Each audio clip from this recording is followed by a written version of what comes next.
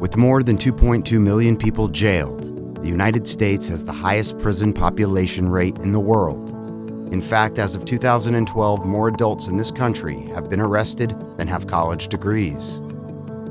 With 95% of all prisoners set to return to our communities, the safety and security of our neighborhoods may hinge upon the existence of a tiny box on a job application.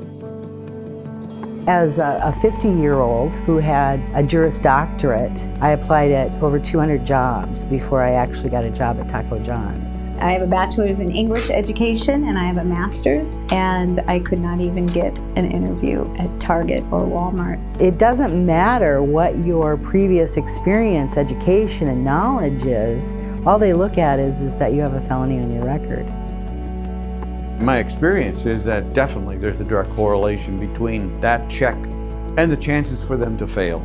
How do you convince an employer to give you an interview in that little space? You know, the reality is you can't. Many times it's my belief that people who have a conviction are just tossed to one side, whereas people who do not have the convictions are brought in for interviews.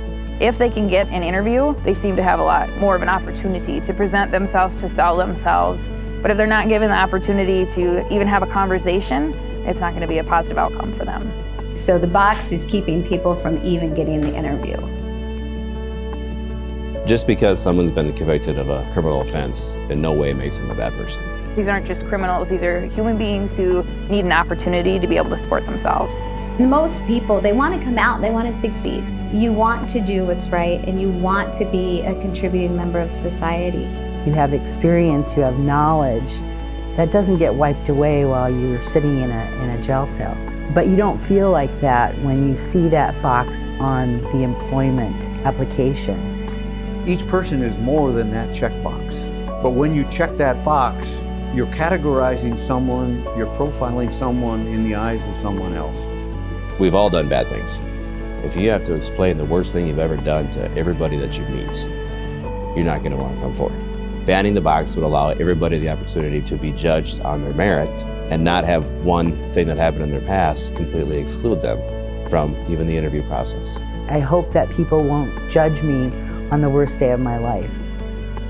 Employment can make us safer.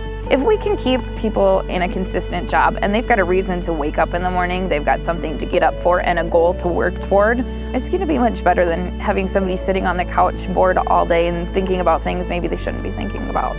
Having employment leads to a long-term view. So if people have a sense of purpose, have a connection to something, and are committed to something, they're less likely to be involved with criminal behavior.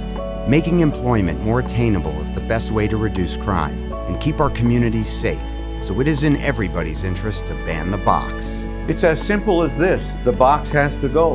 We need to ban the box. We should ban the box for many reasons. Not only for the employee to give them the ability to have upward mobility, but also to the society in general. Everyone deserves an opportunity to move on. And everyone deserves a chance to turn their life around. That includes a fair chance at employment. Visit bantheboxcampaign.org and take the Fair Chance Pledge. Let's give those with a criminal record a second chance at success.